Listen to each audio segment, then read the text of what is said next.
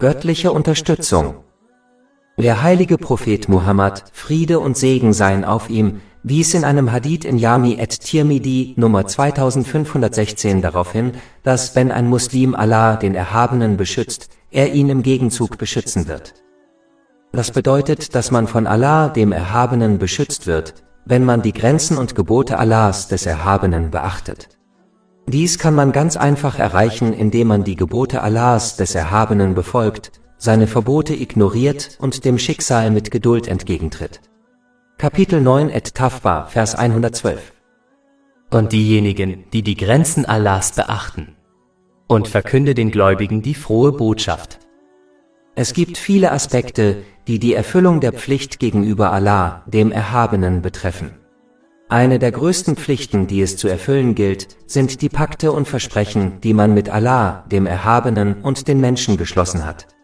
Der größte Pakt, den die gesamte Menschheit mit Allah, dem Erhabenen, geschlossen hat, war, ihn als ihren Herrn anzunehmen.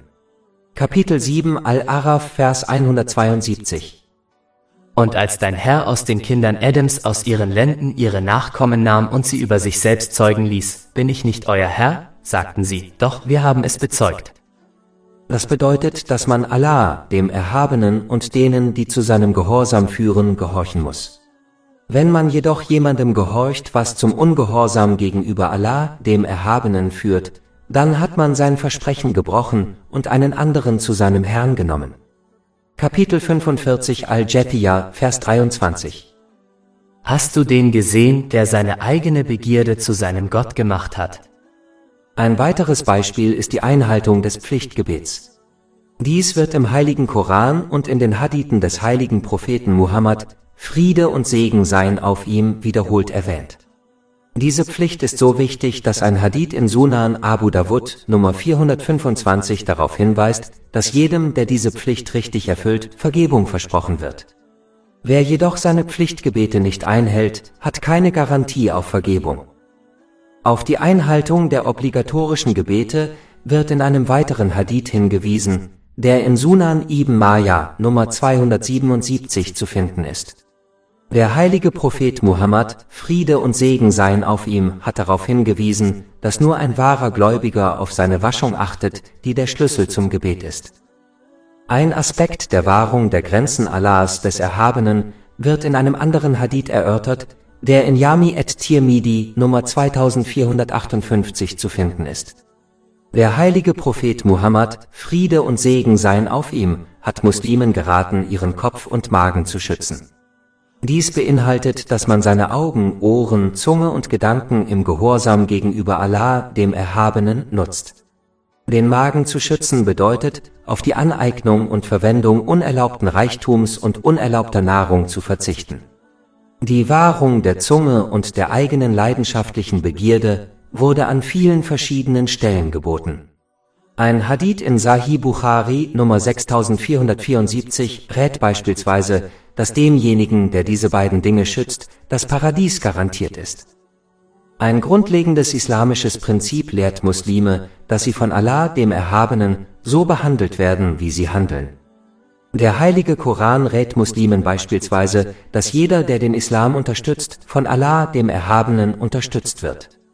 Kapitel 47 Mohammed, Vers 7.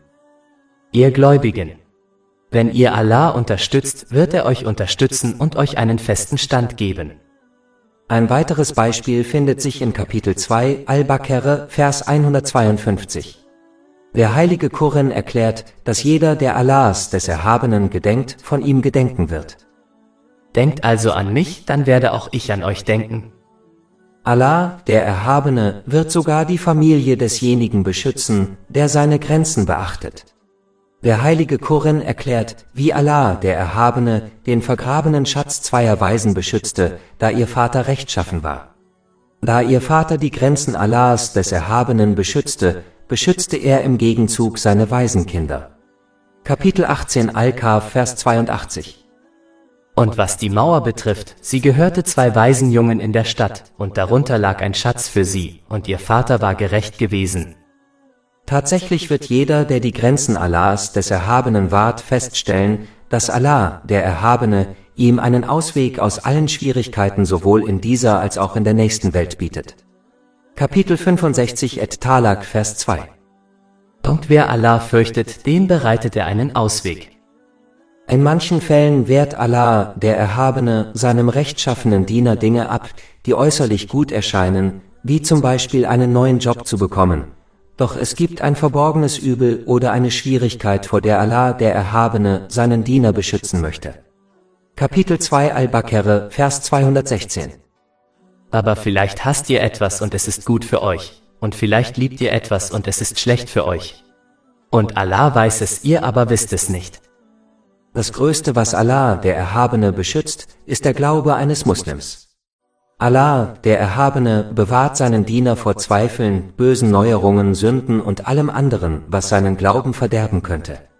So wird sichergestellt, dass er die Welt mit unversehrtem Glauben verlässt. Die allgemeine Lehre des ersten Ratschlags im eingangs zitierten Haupthadith besteht darin, alle Grenzen des Islam zu wahren, indem man die Segnungen, die man besitzt, auf eine Weise nutzt, die Allah, dem Erhabenen, gefällt. Wer die Grenzen Allahs, des Erhabenen, wahrt, wird von Allah, dem Erhabenen, beschützt. Er wird feststellen, dass alle Schwierigkeiten und Prüfungen erträglich werden, und er wird geleitet, um sie sicher zu durchqueren, während er in beiden Welten Segnungen erlangt. Der nächste Ratschlag im Haupthadith, um den es hier geht, ist, dass jeder, der Allah, dem Erhabenen, gedenkt, indem er seine Grenzen beachtet, mit seiner Nähe gesegnet sein wird. Kapitel 16 An-Nahl, Vers 128. Wahrlich, Allah ist mit denen, die ihn fürchten und Gutes tun. Es ist wichtig zu beachten, dass diese Nähe nicht von der Art ist, die in Kapitel 50 Kaf, Vers 16 erwähnt wird.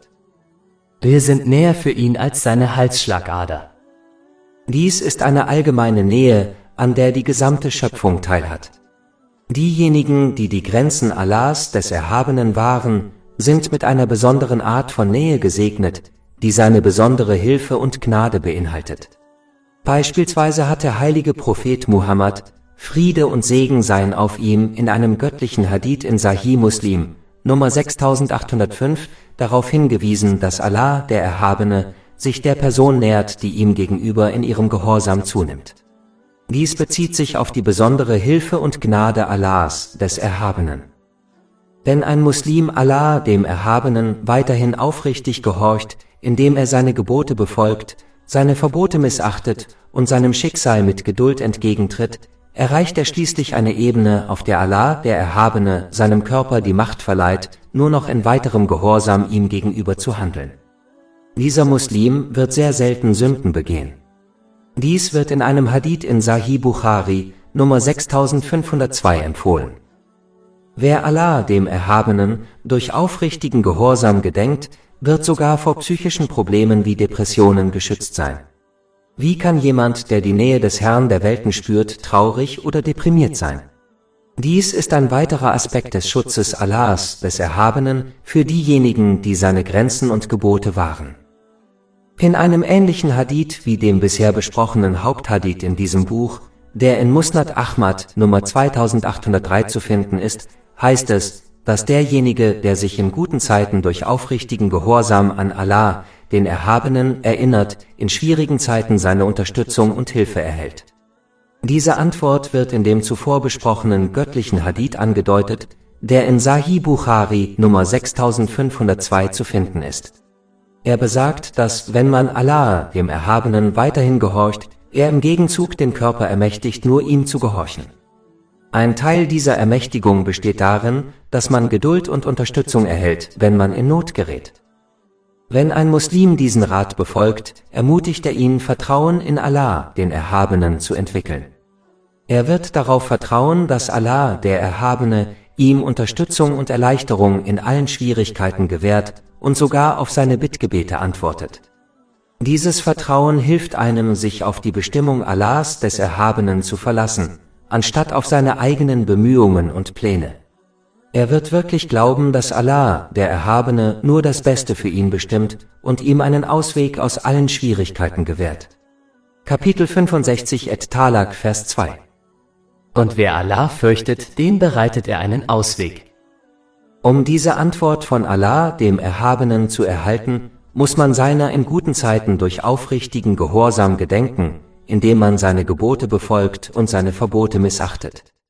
Tatsächlich hat der heilige Prophet Muhammad, Friede und Segen seien auf ihm, in einem Hadith in Jami at-Tirmidhi, Nummer 3382 geraten, dass man, wenn man in Zeiten der Not und des Kummers die Hilfe Allahs des Erhabenen erwünscht, Allah, den Erhabenen, in guten Zeiten beständig anflehen sollte. Der heilige Koran weist auf diese Wahrheit in Kapitel 37 As-Safat, Verse 143 und 144 hin. Und wäre er nicht einer von denen gewesen, die Allah preisen, so wäre er in seinem Bauch geblieben bis zum Tage der Auferstehung. Dies geschah, als Allah, der Erhabene, den heiligen Propheten Yunus, Friede sei mit ihm, rettete, nachdem er von einem Wal verschluckt worden war. Sein vorheriger Gehorsam führte dazu, dass Allah, der Erhabene, ihm Sicherheit und einen Ausweg aus seiner Not gewährte. Umgekehrt hat es wenig oder gar keine positive Wirkung, wenn man in guten Zeiten nicht an Allah, den Erhabenen, denkt und ihm gehorcht und sich nur in schwierigen Zeiten an ihn erinnert. So hat es beispielsweise dem Pharao nichts genützt, dass er sich Allah, dem Erhabenen, unterwarf, als er nach einem rebellischen Leben im Todeskampf lag. Kapitel 10 Yunus, Vers 91. Und jetzt? Und du warst ihm zuvor ungehorsam und warst einer der Verderber? Die größte Schwierigkeit, der man in dieser Welt gegenüberstehen wird, ist der Tod. Daher ist zu hoffen, dass derjenige, der sich in guten Zeiten an Allah, den Erhabenen, erinnert und ihm aufrichtig gehorcht, zum Zeitpunkt seines Todes von ihm gerettet wird, so dass er diese Welt mit seinem Glauben verlässt. Kapitel 14 Ibrahim, Vers 27. Allah stärkt die Gläubigen mit seinem festen Wort im weltlichen Leben und im Jenseits. Ein Muslim sollte daher in die Fußstapfen der heiligen Propheten, Friede sei mit ihnen, treten, indem er in guten Zeiten an Allah, den Erhabenen, denkt und ihm aufrichtig gehorcht, damit er ihn in schwierigen Zeiten rettet. Das nächste, was im Haupthadith erwähnt wird, ist das Bitten an Allah, den Erhabenen. Es ist wichtig, Allah, den Erhabenen, anzuflehen, da er es liebt, gebeten zu werden. Dies wird in einem Hadith empfohlen, der in Jami at-Tirmidhi, Nummer 3571 zu finden ist.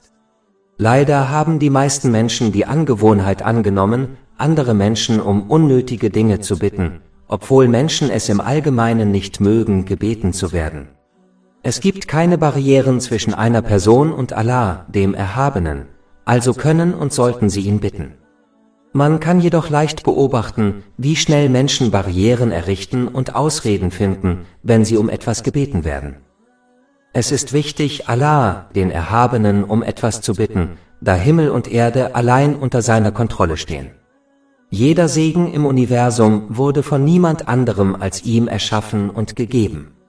Tatsächlich kommt alles, was man von anderen erhält, in Wirklichkeit von ihm. Seine Schatzkammer ist voll und verliert nie auch nur ein Atom an Wert, obwohl er Himmel und Erde und alles, was dazwischen liegt, seit unzähligen Jahrhunderten erhält. Dies wird in einem Hadith in Sahih Muslim, Nummer 6572, angedeutet. In Wirklichkeit können die Menschen sich selbst keinen Nutzen verschaffen, da sie ohne die Erlaubnis Allahs, des Erhabenen, weder Ärger abwenden noch Nutzen daraus ziehen können. Wenn man dies ohne die Hilfe Allahs, des Erhabenen, nicht für sich selbst tun kann, wie kann man es dann für jemand anderen tun?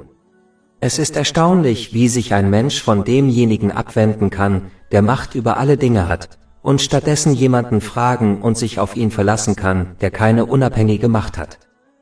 Wenn man andere um etwas bittet, opfert man seine Ehre, was nur für die Zufriedenheit Allahs, des Erhabenen, getan werden sollte. Aus diesem Grund wird in einem Hadith in Sahih Bukhari, Nummer 1474, gewarnt, dass derjenige, der andere unnötig anbettelt, am Tag des jüngsten Gerichts ohne Fleisch im Gesicht erscheinen wird.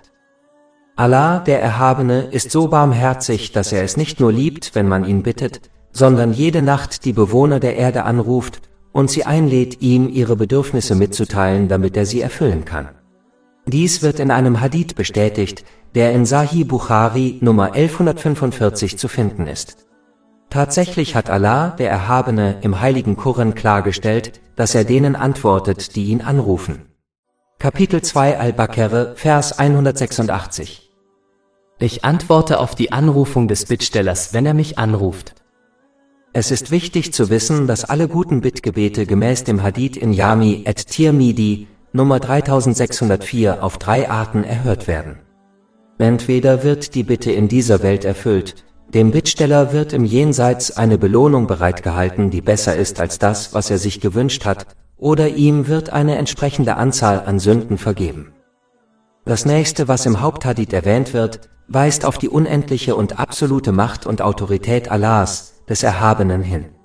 Der Hadith weist darauf hin, dass die gesamte Schöpfung einem Menschen nicht nützen kann, wenn Allah, der Erhabene, dies nicht wünscht. Ebenso könnte die gesamte Schöpfung zusammen niemandem schaden, wenn Allah, der Erhabene, dies nicht wünscht. Dies bedeutet, dass im Universum nur das geschieht, was Allah, der Erhabene, entscheidet. Es ist wichtig zu beachten, dass dieser Rat nicht bedeutet, dass man auf die Verwendung von Mitteln wie Medikamenten verzichten sollte, sondern dass man die Mittel verwenden kann, da sie von niemand anderem als Allah, dem Erhabenen, geschaffen wurden. Aber man muss verstehen, dass Allah, der Erhabene, der Einzige ist, der über den Ausgang aller Dinge entscheidet. Beispielsweise gibt es viele Kranke, die Medikamente nehmen und von ihrer Krankheit genesen. Aber es gibt auch andere, die Medikamente nehmen und nicht genesen. Dies weist darauf hin, dass ein anderer Faktor über das Endergebnis entscheidet, nämlich der Wille Allahs, des Erhabenen. Kapitel 9 at-Tawbah, Vers 51. Sprich, wir werden niemals geschlagen werden, außer durch das, was Allah uns bestimmt hat. Wer das versteht, weiß, dass alles, was ihn betraf, nicht hätte vermieden werden können. Und dass die Dinge, die ihm fehlten, nie hätten erreicht werden können. Es ist wichtig zu beachten, dass man, egal wie das Endergebnis ausfällt, geduldig bleiben und aufrichtig glauben sollte, dass Allah, der Erhabene, das Beste für einen Menschen gewählt hat, auch wenn man die Weisheit hinter dem Ergebnis nicht erkennt, auch wenn man es nicht möchte. Kapitel 2 Al-Baqarah, Vers 216. Aber vielleicht hast du etwas und es ist gut für dich, und vielleicht liebst du etwas und es ist schlecht für dich. Und Allah weiß es, während du es nicht weißt. Wenn man diese Wahrheit wirklich versteht, hört man auf, sich auf die Schöpfung zu verlassen, da man weiß, dass diese einem weder Schaden noch Nutzen bringen kann. Stattdessen wendet man sich Allah, dem Erhabenen, zu und sucht seine Unterstützung und seinen Schutz durch aufrichtigen Gehorsam, indem man seine Gebote befolgt, seine Verbote ignoriert und seinem Schicksal mit Geduld entgegentritt. Dies führt einen Muslim dazu, auf Allah, den Erhabenen, zu vertrauen. Es ermutigt einen auch, nur Allah, den Erhabenen, zu fürchten, da man weiß, dass die Schöpfung einem ohne den Willen Allahs, des Erhabenen, nicht schaden kann. Zu erkennen, dass alle Dinge, die im eigenen Leben und im Universum geschehen, von Allah, dem Erhabenen, stammen, ist Teil des Verständnisses der Einheit Allahs, des Erhabenen. Dies ist ein Thema, das kein Ende hat und über den oberflächlichen Glauben hinausgeht, dass es niemanden gibt, der der Anbetung würdig ist außer Allah, dem Erhabenen. Wenn dies im Herzen verankert ist, dann hoffen sie nur auf Allah, den Erhabenen, und wissen, dass er der Einzige ist, der ihnen helfen kann. Sie werden sich nur Allah, dem Erhabenen, in allen Aspekten ihres Lebens unterwerfen und gehorchen. In Wirklichkeit gehorcht eine Person einem anderen nur, um Schutz vor Schaden zu erhalten oder einen Nutzen zu erlangen. Nur Allah, der Erhabene, kann dies gewähren, daher verdient nur er, dass man ihm gehorcht und ihn anbetet. Wenn jemand den Gehorsam eines anderen dem Gehorsam Allahs, des Erhabenen, vorzieht, zeigt dies, dass er glaubt, dass dieser andere ihm irgendeinen Nutzen bringen oder ihn vor Schaden schützen kann. Dies ist ein Zeichen der Schwäche seines Glaubens. Die Quelle aller Dinge, die geschehen, ist Allah, der Erhabene, also sollten Muslime nur ihm gehorchen. Kapitel 35 Fatir, Vers 2. Was auch immer Allah den Menschen an Barmherzigkeit gewährt, niemand kann es zurückhalten, und was auch immer er zurückhält, niemand kann es danach freigeben. Es ist wichtig zu beachten, dass der Gehorsam gegenüber einer Person, die den Gehorsam gegenüber Allah, dem Erhabenen, fördert, in Wirklichkeit der Gehorsam gegenüber Allah, dem Erhabenen, ist. Zum Beispiel der Gehorsam gegenüber dem heiligen Propheten Muhammad, Friede und Segen seien auf ihm. Kapitel 4 An-Nisa, Vers 80. Wer dem Gesandten gehorcht, hat Allah gehorcht. Ein ähnlicher Hadith wie der hier besprochene Haupthadith, der in Musnad Ahmad Nummer 2803 zu finden ist, rät, dass Geduld mit den Dingen, die man nicht mag, zu einer großen Belohnung führt. Kapitel 39 Az-Zumar, Vers 10. In der Tat wird den Geduldigen ihre Belohnung ohne Berechnung ohne Begrenzung gegeben. Geduld ist ein Schlüsselelement, das erforderlich ist, um die 3 Aspekte des Glaubens zu erfüllen: die Gebote Allahs des Erhabenen zu befolgen, seine Verbote zu missachten und sich dem Schicksal zu stellen. Doch eine höhere und lohnendere Ebene als Geduld ist Zufriedenheit. Dies ist der Fall, wenn ein Muslim zutiefst daran glaubt, dass Allah, der Erhabene, nur das Beste für seine Diener auswählt und sie daher seine Wahl ihrer eigenen vorziehen. Kapitel 2 Al-Baqarah, Vers 216. Aber vielleicht hasst ihr etwas und es ist gut für euch, und vielleicht liebt ihr etwas und es ist schlecht für euch. Und Allah weiß es, ihr aber wisst es nicht. Ein geduldiger Muslim versteht, dass alles, was ihn betrifft, wie etwa eine Schwierigkeit, nicht hätte vermieden werden können, selbst wenn die gesamte Schöpfung ihm geholfen hätte. Ebenso hätte alles, was ihn verfehlt hat, ihn nicht betreffen können. Derjenige, der diese Tatsache wirklich akzeptiert, wird nicht über irgendetwas jubeln und stolz werden, das er erlangt, da er weiß, dass Allah, der Erhabene, ihm diese Sache zugewiesen hat. Noch wird er über etwas trauern, das er nicht erlangt, da er weiß, dass Allah, der Erhabene, ihm diese Sache nicht zugewiesen hat und nichts in der Existenz diese Tatsache ändern kann. Kapitel 57 Al-Hadid, Verse 22-23. Kein Unglück trifft die Erde oder euch selbst, ohne dass es in einem Register steht, bevor wir es geschehen lassen. Wahrlich, das ist für Allah ein leichtes. Damit ihr nicht verzweifelt über das, was euch entgangen ist, und nicht stolz frohlockt über das, was er euch gegeben hat.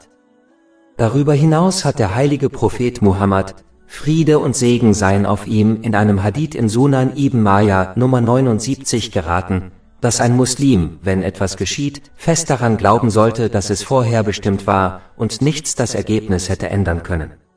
Und ein Muslim sollte nicht bedauern, dass er das Ergebnis hätte verhindern können, wenn er sich irgendwie anders verhalten hätte. Denn diese Einstellung führt nur dazu, dass der Teufel ihn zur Ungeduld ermutigt und ihn dazu bringt, sich über das Schicksal zu beschweren. Ein geduldiger Muslim versteht wirklich, dass das, was Allah, der Erhabene, gewählt hat, das Beste für ihn ist, auch wenn er die Weisheit dahinter nicht beachtet.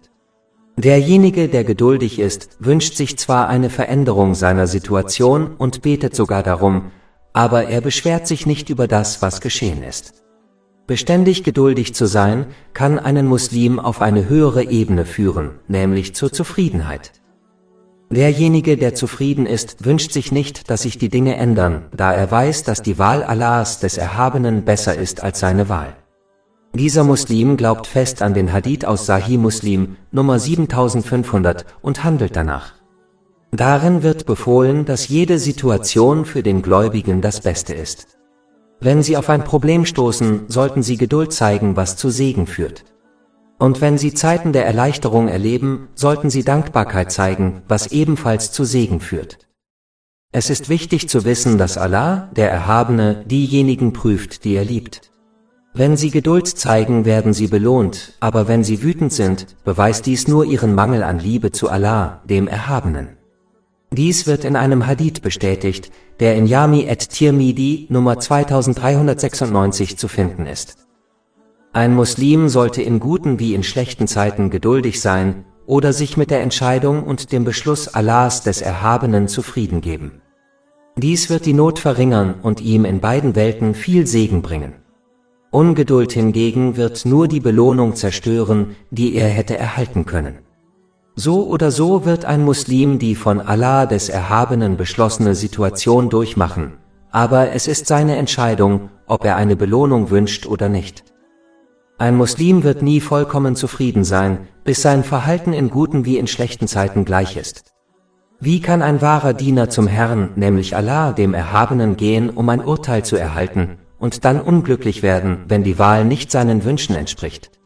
Es besteht die reale Möglichkeit, dass eine Person zerstört wird, wenn sie bekommt, was sie sich wünscht. Kapitel 2 Al-Baqarah, Vers 216. Aber vielleicht hasst ihr etwas und es ist gut für euch, und vielleicht liebt ihr etwas und es ist schlecht für euch. Und Allah weiß es, ihr aber wisst es nicht. Ein Muslim sollte Allah, den Erhabenen, nicht am Rande anbeten. Das heißt, wenn der göttliche Wille ihren Wünschen entspricht, loben sie Allah, den Erhabenen. Und wenn dies nicht der Fall ist, werden sie verärgert und tun so, als wüssten sie es besser als Allah, der Erhabene. Kapitel 22 Al-Hay, Vers 11. Und unter den Menschen gibt es manche, die Allah am Rande dienen. Wenn ihn etwas Gutes berührt, wird er dadurch beruhigt, doch wenn ihn eine Prüfung trifft, kehrt er sich dem Unglauben zu. Er hat diese Welt und das Jenseits verloren. Das ist der offenkundige Verlust. Ein Muslim sollte sich bei der Wahl Allahs des Erhabenen so verhalten, als würde er sich bei einem erfahrenen, vertrauenswürdigen Arzt verhalten. So wie sich ein Muslim nicht darüber beschweren würde, bittere Medizin einzunehmen, die ihm sein Arzt verschrieben hat, weil er weiß, dass dies das Beste für ihn ist, sollte er die Schwierigkeiten, denen er in der Welt gegenübersteht, in dem Wissen akzeptieren, dass dies das Beste für ihn ist. Tatsächlich würde ein vernünftiger Mensch dem Arzt für die bittere Medizin danken, und ebenso würde ein intelligenter Muslim Allah, dem Erhabenen, für jede Situation danken, der er begegnet. Darüber hinaus sollte ein Muslim die vielen Verse des heiligen Koran und die Hadithe des heiligen Propheten Muhammad, Friede und Segen seien auf ihm, durchlesen, in denen es um die Belohnung des geduldigen und zufriedenen Muslims geht. Eine gründliche Reflexion darüber wird einen Muslim dazu inspirieren, auch in schwierigen Situationen standhaft zu bleiben. Zum Beispiel Kapitel 39 Az-Zumar, Vers 10. In der Tat wird den Geduldigen ihre Belohnung ohne Berechnung ohne Begrenzung gegeben. Ein weiteres Beispiel wird in einem Hadith erwähnt, der in Jami at-Tirmidhi Nummer 2402 zu finden ist. Darin wird darauf hingewiesen, dass diejenigen, die geduldig Prüfungen und Schwierigkeiten in der Welt ertragen haben, am Tag des jüngsten Gerichts ihre Belohnung erhalten werden, und diejenigen, die solche Prüfungen nicht ertragen mussten, sich wünschen werden, sie hätten Schwierigkeiten wie das Abschneiden ihrer Haut mit der Schere geduldig ertragen. Um Geduld und sogar Zufriedenheit mit dem zu erlangen, was Allah, der Erhabene, für eine Person auswählt, sollte diese das Wissen aus dem heiligen Koran und den Traditionen des heiligen Propheten Muhammad, Friede und Segen seien auf ihm, suchen und danach handeln, damit sie die hohe Stufe der Vortrefflichkeit des Glaubens erreichen. Dies wurde in einem Hadith in Sahih Muslim Nummer 99 erörtert. Vortrefflichkeit im Glauben liegt vor, wenn ein Muslim Taten wie das Gebet verrichtet, als ob er Allah, den Erhabenen, bezeugen könnte. Derjenige, der diese Stufe erreicht, wird den Schmerz von Schwierigkeiten und Prüfungen nicht spüren, da er vollständig in das Bewusstsein und die Liebe Allahs des Erhabenen eingetaucht sein wird. Dies ist vergleichbar mit dem Zustand der Frauen, die keinen Schmerz empfanden, als sie sich beim Anblick der Schönheit des heiligen Propheten Yusuf, Friede sei auf ihm, in die Hände schnitten. Kapitel 12 Yusuf, Vers 31. Und gab jedem von ihnen ein Messer und sagte zu Josef, komm vor ihnen heraus. Und als sie ihn sahen, bewunderten sie ihn sehr und schnitten sich in die Hände und sagten, Allah ist vollkommen. Dies ist kein Mensch, dies ist nichts weiter als ein edler Engel. Wenn ein Muslim diese hohe Glaubensebene nicht erreichen kann, sollte er zumindest versuchen, die niedrigere Ebene zu erreichen, die im zuvor zitierten Hadith erwähnt wird. Dies ist die Ebene, auf der man sich ständig bewusst ist, dass man von Allah, dem Erhabenen, beobachtet wird. So wie sich eine Person nicht vor einer Autoritätsperson beschweren würde, die sie fürchtet, wie etwa einem Arbeitgeber, wird sich ein Muslim, der sich ständig der Anwesenheit Allahs, des Erhabenen, bewusst ist, nicht über die Entscheidungen beschweren, die er trifft. Der wichtigste Hadith, um den es hier geht, weist darauf hin, dass Zufriedenheit eine hervorragende Tugend ist, aber für einen Muslim nicht verpflichtend, wohingegen Geduld etwas ist, das alle Muslime an den Tag legen müssen. Ein Muslim sollte einfach daran denken, dass die geduldige Bewältigung einer Schwierigkeit durchaus der Grund dafür sein kann, dass er ins Paradies kommt. Tatsächlich sollte ein Muslim, wenn er einer weltlichen Schwierigkeit gegenübersteht, dankbar sein, dass es keine schlimmere Schwierigkeit war. Er sollte dankbar sein, dass ihm die Fähigkeit gegeben wurde, Geduld zu zeigen, und was noch wichtiger ist, dankbar sein, dass die Schwierigkeit nicht mit seinem Glauben verknüpft ist, der zur ewigen Verdammnis führen könnte. In einem Hadith, der dem Haupthadith dieser Diskussion ähnelt und in Musnad Ahmad Nummer 2803 zu finden ist, wies der heilige Prophet Muhammad, Friede und Segen seien auf ihm, darauf hin, wie wichtig es ist zu verstehen, dass auf jede Schwierigkeit, der sich ein Mensch gegenüber sieht, Erleichterung folgt.